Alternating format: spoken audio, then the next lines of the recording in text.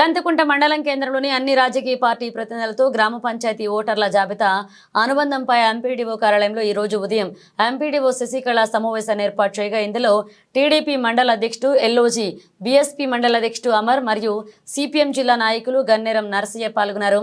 CPM జిల్లా నాయకులు గన్నేరం నరసయ్య మాట్లాడుతూ ఓటర్ జాబితాలో కొన్ని సవరణలు చేయాలి అని, ఉదాహరణకు భర్తకు ఓటర్ గుర్తింపు కార్డు 9వ వార్డులో ఉంటే వారి భార్యది 2వ వార్డులో 3వ వార్డులో ఉన్నాయని, ఇటువంటి వాటిని సవరణ చేయాలని, ఇంతకు ముందు ఓటర్ జాబితాకు మరియు ఈ రోజు సమావేశమైన ఓటర్ జాబితాలో మండలంలో మొత్తం ఒక 200కు పైగా ఓటర్లు పెరగడం జరిగిందని అధికారులు చెప్పడం జరిగింది అని, మాకు ఎలాంటి అభ్యంతరాలు లేవు, కానీ ఇంట్లో ఉన్న వారికి ఒకరిది ఒక చోట ఇంకొకరిది వేరే వార్డులో ఉండడం సరికాదు అని, ఇవి అధికారుల దృష్టిలో ఉంచుకుని ఓటర్ జాబితాలో సవరణ చేయాలని కోరారు.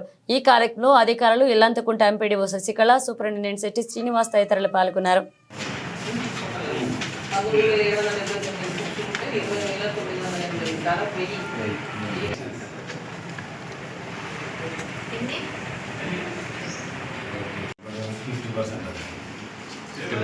Thank you, sir. Thank you. Please, then is the money. Enough. జాబితా గురించి ఏమైనా అభ్యంతరాలు ఉండొచ్చు తెలపాలని అన్ని పొలిటికల్ పార్టీల వాళ్ళు సమావేశం ఏర్పాటు చేయడం జరిగింది.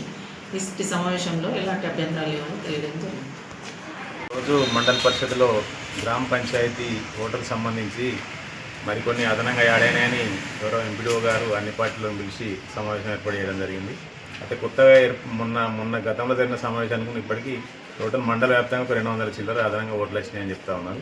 అన్నీ బాగానే ఉన్నాయి, కానీ కాకపోతే ఏంటంటే 9వ వార్డులో ఉన్నటువంటి వ్యక్తికి భార్యకు 9వ వార్డులు ఉంటే భర్తకు 2వ వార్డు 3వ వార్డులు ఉన్నాయి. అలాంటివి కూడా చాలా ఉన్నాయి, మా దృష్టికి వచ్చినాయని చెప్పి వాటిని సవరించాలని చెప్పి ఎంపీడీఓ గారికి మేము సూచించడం జరిగింది. లేదని ఒక వార్డు వేదిలో 2 భార్య భర్తలు ఉంటే వేరే కాడ వచ్చింది కదా, ఒకటే ప్రాబ్లం తప్ప మిగతా ఏం లేదు, చాలా బాగానే ఉంది.